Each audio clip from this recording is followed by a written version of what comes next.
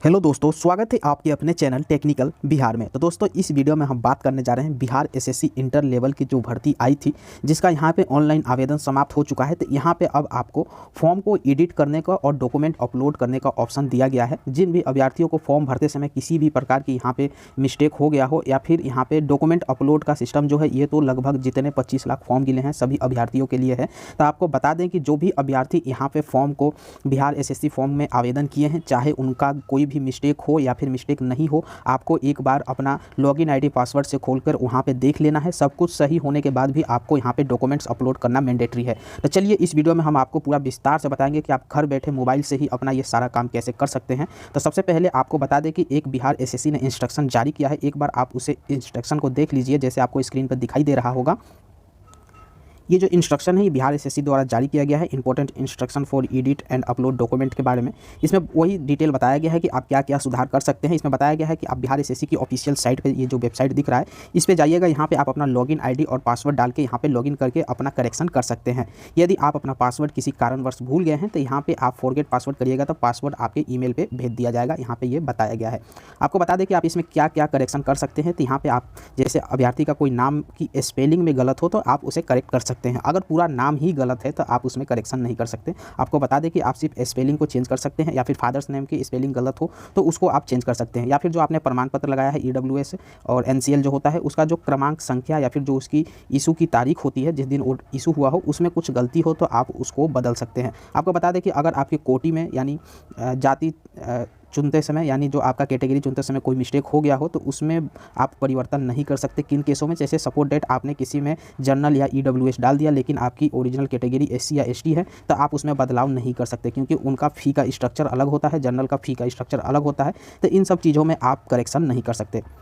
उसके बाद यहाँ पे नीचे में बताया गया है कि आपको भले ही कुछ गलती हो या नहीं हो, आपको यहाँ पे कुछ डॉक्यूमेंट जो है, यहाँ पे तकरीबन 13 तरह के डॉक्यूमेंट का नाम दिया गया है। ये सारे डॉक्यूमेंट उन अभ्यर्थियों को अपलोड करना है। यहाँ पे जो मिनिमम 7-6 डॉक्यूमेंट है, ये तो लगभग सभी अभ्यर्थी को अपलोड करने ही हैं। उसके बाद ये जो नीचे वाले डॉक्यूमेंट है, अगर आप इसके लिए एप्लीकेबल हैं, सपोर्टेड, अगर आप हैंडीकैप है, दिव्यांग है, तो आप ये अपलोड करिएगा। अगर आप स्वतंत्रता सेनानी है तो आप ये अपलोड करिएगा। अगर आपने कंप्यूटर का विवरण दिया था तो कंप्यूटर का सर्टिफिकेट या फिर टाइपिंग का सर्टिफिकेट आपको अपलोड करना है।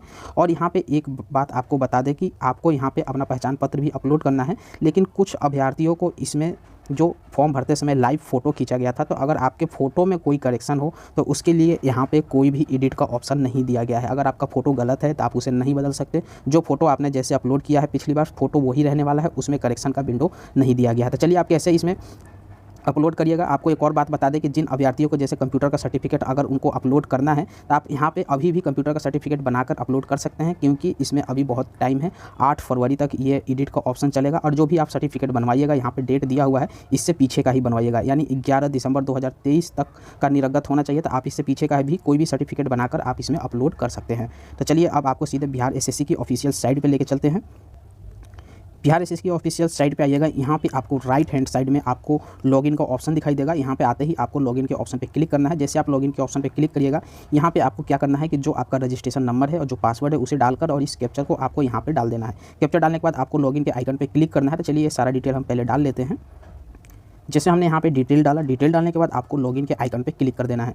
जैसे आप क्लिक करिएगा, आपका फॉर्म यहाँ पे सामने खुल के आ जाएगा। जो डिटेल आपने भर रखा है वो सारा डिटेल आपको आपके सामने यहाँ पे दिखाई देगा। एक बार आप इस डिटेल को मैच कर लीजिएगा कि जो आपने डिटेल भरा था ये सेम वही है, या फिर इसमें अगर आपको लगता है किसी भी प्रकार का गलती हो, इसमें आपके एड्रेस में कोई गलती हो, आपके नाम में कोई गलती हो, या फिर आपने जो आइडेंटिटी प्रूफ दिया है उसका नंबर गलत हो, या फिर आपने जो अपना ईडब्ल्यूएस या फिर BC1 BC2 का सर्टिफिकेट दिया है, या फिर जो डोमिसाइल दिया है उसका नंबर गलत हो, या फिर आपके नाम में आपके मदर नेम, फादर नेम, किसी चीज़ में भी कोई भी मिस्टेक हो, तो आपको क्या करना है, यहाँ पे आपको एक राइट हैंड साइड में एक ऑप्शन आपको दिखाई दे रहा है, इसे आप देख सकते हैं, जिसमें लिखा हुआ है click here for preview and edit the detail. अगर आपको कोई गलती दिख रही हो तभी आप इस ऑप्शन पे क्लिक करिएगा, अदरवाइज आप इस ऑप्शन पे क्लिक मत करिएगा। सपोर्ट डेट अगर आप में कोई भी मिस्टेक नहीं है, सब कुछ आपका सही है, आपको सिर्फ डॉक्यूमेंट अपलोड करना है। तो डॉक्यूमेंट अपलोड करने के लिए आपको यहाँ पे टिक बॉक्स पे टिक मार देना है और यहाँ पे आपको सेव एंड नेक्स्ट के ऑप्शन पे क्लिक करना है। जैसे आप सेव एंड नेक्स्ट के ऑप्शन पे क्लिक करिएगा, आप नेक्स्ट पेज पे चले जाइएगा। यहाँ पे टोटल आपको 3 स्टेप दिया गया है एडिट करने के लिए। पहले में आप अपना पर्सनल डिटेल को एडिट कर सकते हैं, और सेकंड में आप यहाँ पे देख सकते हैं आप अपना एजुकेशनल डिटेल को अपडेट कर सकते हैं। और ये जो थर्ड ऑप्शन है, ये थर्ड ऑप्शन सभी के लिए है अपलोड सर्टिफिकेट का। इसमें सभी को ही अपना सर्टिफिकेट अपलोड करना है। तो चलिए, यहाँ पर हमारा कुछ भी करेक्शन नहीं है, आपको बता दें अगर आपका कोई करेक्शन हो तो इस आइकन पर क्लिक करके आप यहाँ पर करेक्शन कर सकते हैं। तो हमारे यहाँ पर कोई गलती नहीं है, तो सीधे हम नीचे चलते हैं।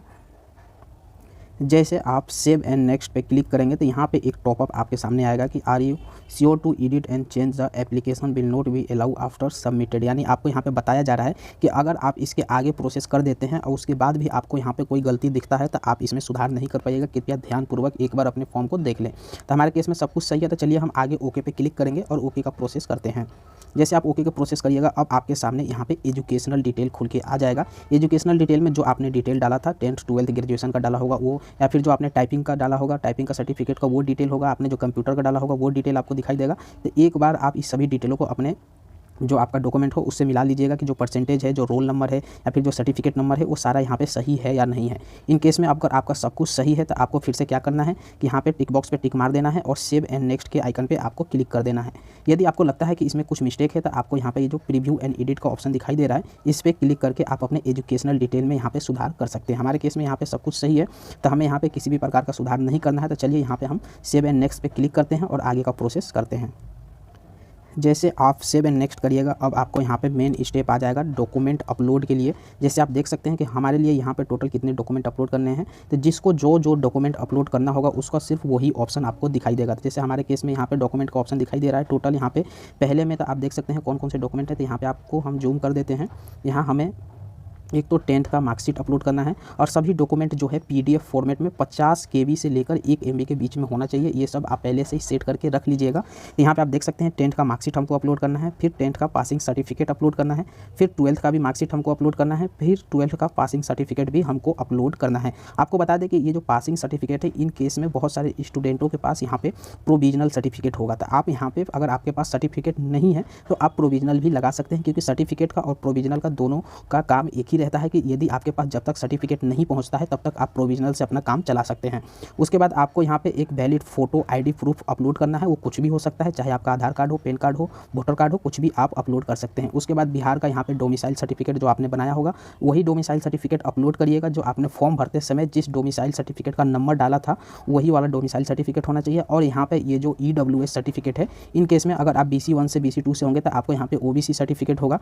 तो ये वही सर्टिफिकेट आप अपलोड करिएगा जो डिटेल में आपने जिस सर्टिफिकेट का नंबर डाला था, जिस सर्टिफिकेट का इशू ऑफ डेट डाला था, सेम वही सर्टिफिकेट होना चाहिए। उसके बाद अगर आप यहाँ पे अपना कंप्यूटर का डिटेल दिए हैं कि हाँ आपने कंप्यूटर का कोर्स किया हुआ है, तो यहाँ पे कंप्यूटर का सर्टिफिकेट भी आपको अपलोड करना है। उसके बाद यहाँ पे टाइपिंग सर्टिफिकेट आपको दिखाई दे रहा है, तो यहाँ पे आपको हिंदी टाइपिंग सर्टिफिकेट, यदि आप एप्लीकेबल हो तो हिंदी टाइपिंग सर्टिफिकेट आपको अपलोड करना है, और नीचे में आपको इंग्लिश टाइपिंग सर्टिफिकेट अपलोड करना है। तो जो डॉक्यूमेंट आपको जरूरी होगा ऑटोमेटिक यहाँ पे वही डॉक्यूमेंट मांगेगा, उससे ज़्यादा डॉक्यूमेंट नहीं मांगेगा। तो हमारे केस में हमें इतना डॉक्यूमेंट अपलोड करना है। तो चलिए एक एक करके हम सारा डॉक्यूमेंट को पहले अपलोड कर लेते हैं। तो यहाँ पे आप देख सकते हैं हमने यहाँ पे सारा डॉक्यूमेंट को अपलोड कर दिया है। अपलोड करने के बाद आपको सीधे यहाँ पे सबमिट के आइकन पे क्लिक करना है। जैसे आप सबमिट के आइकन पे क्लिक करिएगा, आपके सामने यहाँ पे पेज को लोडिंग लेगा और आपके सामने यहाँ पे डिटेल खुल के आएगा। जैसे आप देख सकते हैं इस तरह से आपके सामने सारा डिटेल खुल के आएगा। आप यहाँ पे आपको ऑप्शन दिया जाएगा फाइनल सबमिट का। फाइनल सबमिट करने से पहले आपने जो भी डॉक्यूमेंट अपलोड किए हुए हैं, एक बार उन डॉक्यूमेंट को यहाँ पे इस पर क्लिक हेयर टू व्यू पे क्लिक करके एक बार खोल के देख लीजिएगा कि जो डॉक्यूमेंट आपने अपलोड किया है वो सही डॉक्यूमेंट है या नहीं है। यदि मिस्टेक से आपने किसी में 10th की जगह पे 12th अपलोड कर दिया हो, या फिर आपने रेसिडेंस की जगह पे यहाँ पे आरक्षण वाला सर्टिफिकेट अपलोड कर दिया हो, कुछ भी अगर मिस्टेक हो तो यहाँ पे री अपलोड सर्टिफिकेट का ऑप्शन दिखाई देगा। इस पर आप क्लिक करके फिर से दोबारा आप री अपलोड कर सकते हैं। तो चलिए एक बार हम भी देख लेते हैं कि हमारा सब कुछ सही है या नहीं है। आप ज़रूर इसे एक बार चेक कर लीजिएगा। तो यहाँ पे यदि आपका सब कुछ सही हो तो आपको अब यहाँ पे फाइनल सबमिट कर देना है। फाइनल सबमिट के लिए यहाँ पे टिक बॉक्स पे आपको टिक लगाना है, और ये जो फाइनल सबमिट का आइकन दिख रहा है आपको इस पर क्लिक कर देना है। जैसे आप फाइनल सबमिट पे क्लिक करिएगा, यहाँ पे आपसे एक बार और पूछा जाएगा। यदि आपको लगता है कि कुछ भी आपका मिस्टेक हो तो आप उसमें एडिट कर सकते हैं, अदरवाइज सब कुछ आपको सही लग रहा है तो इसके बाद आप यहाँ पे ओके के आइकन पर क्लिक कर दीजिएगा, और इसके बाद बैक आकर आप कुछ भी एडिट नहीं कर सकते हैं। तो चलिए हमारा सब कुछ सही है, तो यहाँ पर हम ओके के आइकन पर क्लिक कर देंगे। जैसे आप ओके के आइकन पर क्लिक कर देंगे, यहाँ पर आपका रजिस्ट्रेशन नंबर, यहाँ पर आपका फॉर्म ID नंबर और आपका पासवर्ड आपके सामने दिखाई देगा। इसको आप सामने रख लीजिएगा, और जो आपने यहाँ पे अपना एप्लीकेशन यहाँ पे जो आपने अपडेट एप्लीकेशन फॉर्म भरा है, इसको आप यहाँ पे प्रिंट आउट कर सकते हैं। प्रिंट आउट कर लीजिएगा, इस तरह से आपका फॉर्म प्रिंट आउट हो जाएगा। यहाँ पे प्रिंट आउट का आपको ऑप्शन दिखाई देगा, जैसे यहाँ पे ऑप्शन दिखाई दे रहा है, इस पर क्लिक करके आप इसको अपने मोबाइल में सेव करके रख सकते हैं। तो इस तरीके से आप बिहार एसएससी का फॉर्म जो है आसानी से घर बैठे अपने मोबाइल से एडिट कर सकते हैं। यदि आपका कोई मिस्टेक हो तो आप इस मिस्टेक में सुधार भी कर सकते हैं। अगर आपका कुछ मिस्टेक नहीं है तो आप इसे ऐसे ही छोड़ सकते हैं, सिर्फ आपको डॉक्यूमेंट अपलोड करना होगा। तो यहाँ पे आप डॉक्यूमेंट अपलोड जब सारा प्रोसेस कर लीजिएगा, यहाँ पे आपको लॉग आउट का ऑप्शन दिखेगा, आपको यहाँ पे लॉग आउट करके पेज से बाहर निकल जाना है। बस इतना ही प्रोसेस आपको करना है और आपका यहाँ पे सक्सेसफुली डॉक्यूमेंट अपलोड हो जाएगा, या फिर जो आपने कुछ एडिट किया होगा तो यहाँ पे सक्सेसफुली एडिट हो जाएगा। तो चलिए दोस्तों, उम्मीद करता हूँ ये वीडियो आपको अच्छा लगा हो। वीडियो अच्छा लगे चैनल को सब्सक्राइब करें, वीडियो को लाइक करें। तब तक के लिए जय हिंद दोस्तों।